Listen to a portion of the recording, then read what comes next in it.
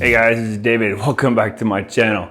Hey, today I've got a 3,000 mile review on my 2022 Jeep Mojave. Now this is my very first Jeep, so I'm learning all kinds of new things about this truck. So I love it so far. Matter of fact, I've actually got a little over 3,100 miles on it. But just like everyone else, people start accessorizing this thing right off the bat typically. So of course you got to start somewhere. So of course I started with rims and tires, and a lot of people have asked on the previous videos which ones are these. So I did the 35-inch tires. These are the Nitto Grapplers, 35 by 12.5 by 20. So I did the 20-inch Fuel Blitz rims in black, and recently I just had the whole truck powder coated to make it super easy to clean. Matter of fact, we powder coated the rims. I say powder coated, I'm sorry, ceramic coated. Everything's ceramic coated with graphene. So we did the whole car. We did the windshields, we did the rims, we did the fender wells, and we even did on the inside of these. I just recently kind of did a quick wash on it yesterday, but I was reading through the manual, and I can't find exactly where it says how often you should do an oil change. Typically it's 3,000 miles, 5,000 miles, or 10,000 miles. The only thing I could find on this is make sure it does not exceed 10,000 miles. So I'm assuming somewhere 5 to 10. I guess on the computer it tells you exactly where or when to change the oil. So now this is the Sarge Green, and you don't see a lot of the Sarge Greens around here where we live. So it's another reason why I like the color.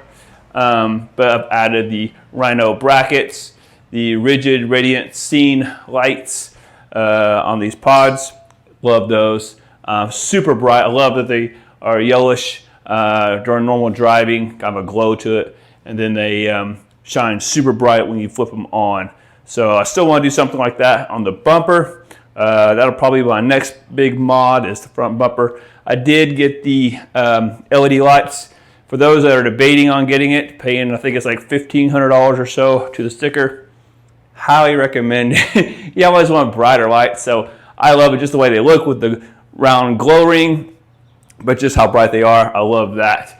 Of course, I think most people change the antenna right off the bat too. That big, long, flopping silver antenna. I've never understood why they can't just put a black antenna, so I've shortened that. And then this part right here still baffles me. The entire vehicle is painted or black trim, except for the keys. So I still want to get the windows darkened a little bit more. So when I do that, I want to have them black these out. But I love the tires. I did do the Mopar rear, which I'll show you here in a second. And then inside, let's take you on the inside. I'll move the camera fast for you guys can see.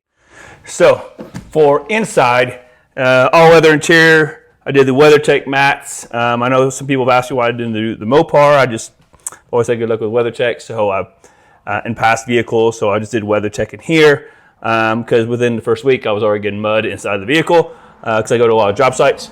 But the funny story, the other day I did, I took off these tops, and for those that haven't done it yet, I'm in Oklahoma, so it just got fairly warm in the 70s last week, so I decided I want to take off the tops. And let me tell you, it is super, super easy. So when I did it, I came home and told my wife, hey, I went topless today. She's like, what? You did what? You went topless? Where'd you go topless? She had no idea I was referring to the Jeep. And so I let her on for a little bit, then of course told her, just kidding. It was the Jeep. I took the tops off. So super cool. I can't wait to take off the rest of it. Haven't done that yet. But let me show you how easy it is to do the tops. So for those that want to just take off the tops real quick, actually it comes with a bag that's in a container underneath the rear seat so you can kind of protect them. But it's literally, you have one flap here, one thing you turn here, one thing you turn there, and one there. And then just like that, it comes off. So, and they're super light. So mine has I paid extra to have them insulated on the inside, and then when you go to put them back on, there's a little pin that lines up right there. You can't mess it up. All right, guys, real quick, I just want to show you one thing I just learned about the tops. Is there actually is an order on putting them on and taking them off.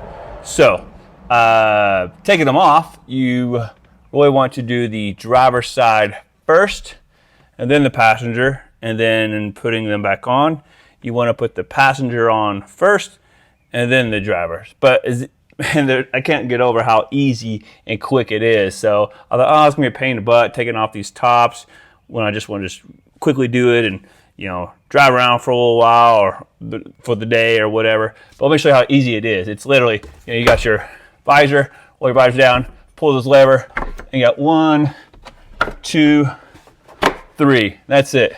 Then it just goes right up.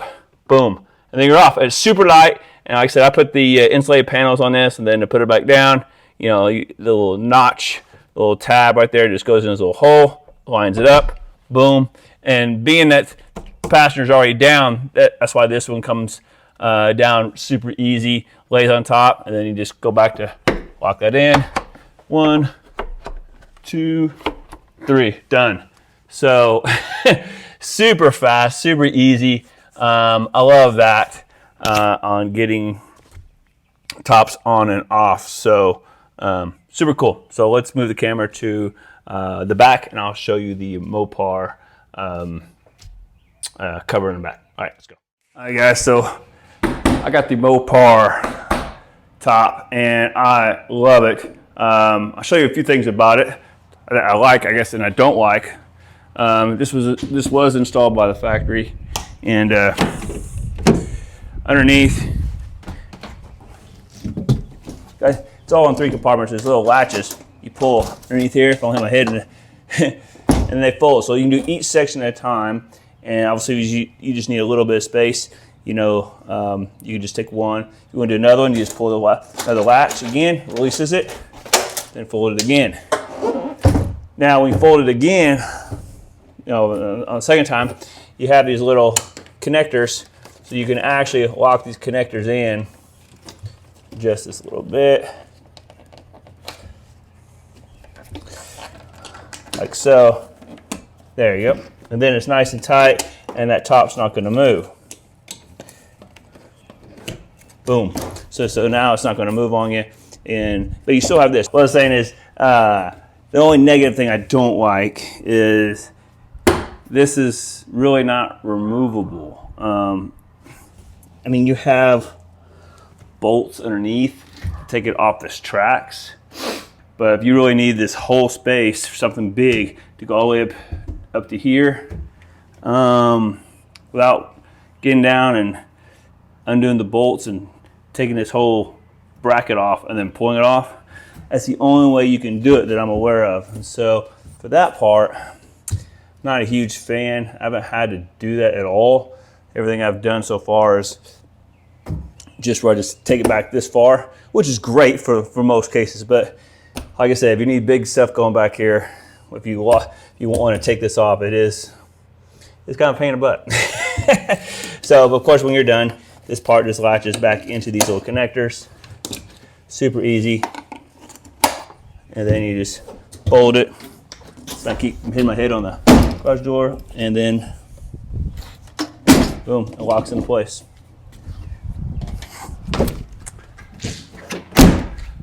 Very simple. I like that part a lot. Another cool things I really like about the inside here is just the layout of everything, how easy it is to navigate, whether it's climate, because you can do all the stuff you need to do through touch on the screen or right here with push buttons, which is super nice to have both options. But a couple of features I found after buying the vehicle that the people at the dealership didn't even tell me about is that there's behind the steering wheel on this side and on this side, there's actual controls for the stereo. You got volume up and down. You got track, forward, and minus, all right behind here on the steering wheel, which super cool. But again, nobody at the dealership told me about it. So if you guys didn't know, I was looking for a volume control because there's no controls on the front. You know, you have cruise control stuff, settings on the front. You got your arrows and your phone call stuff and voice on the front, but nothing with volume up and down and track, skip or rewind, whatever. So all those controls on the back side. So those that haven't reached behind the wheel, there they are. So one little thing I actually found out on accident. Now, one thing I've found by watching some other videos is I like to drive in 4-high auto.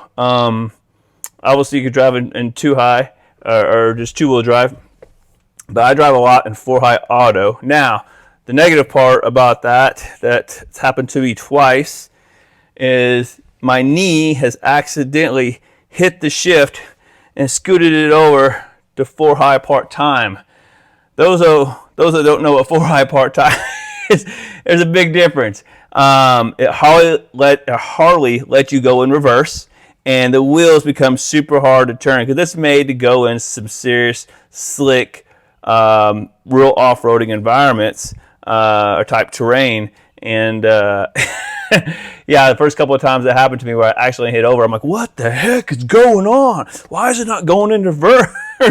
And until I actually looked down at the in the dash here in the console and saw that it was red on 4-high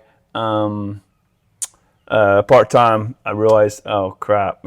And so once I switched it over, easy. But just for those that actually use that 4-high auto, it is super easy to actually knock the shift over to 4-high part-time. So the other thing that was kind of different for me, that's never owned a Jeep before, now that I've got a little over 3,000 miles on it, as simple as this is the windows. There's no window controls as far as rolling them up, rolling them down on the doors. They're right here in the middle. So I don't know why that's so difficult for me, but I've gone up to many drive-throughs or security gates to a neighborhood, and I roll up and I'm like, oh crap, where's the window thing? And it's right here in the dash. Now that I've gotten used to it a little bit and I know that it's there, it's easier obviously, but the first few times I'm like, where the heck is the window controls? So, but beyond that, I have really no negatives about this car. I mean, it's a Jeep, it's a truck. You do have a little wind noise, which I would expect, being that the front windshield folds down, the roof comes off, the top and everything back here comes off. So as far as a 100% seal with no wind noise, I didn't expect that at all. So having some wind noise is not a big deal. Now, I did upgrade to the Alpine system, the better system with the subwoofer and everything, and it does sound pretty good. It's definitely not the best, and that's not matter of fact.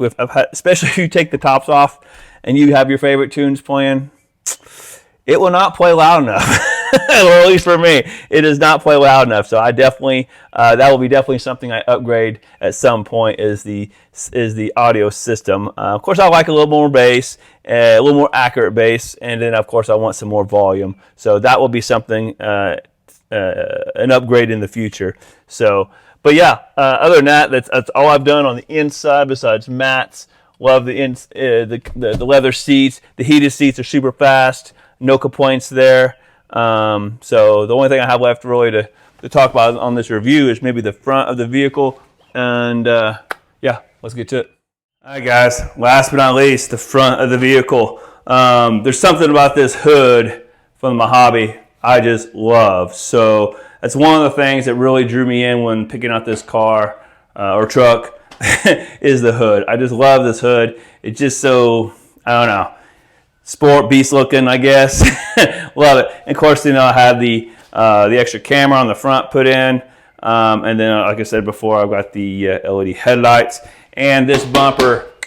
This bumper is going away sometime soon, hopefully. I want to get rid of this bumper. I'm probably going to do a stubby where it's a shorter one, and I want to do one that obviously you can put a winch in at some point.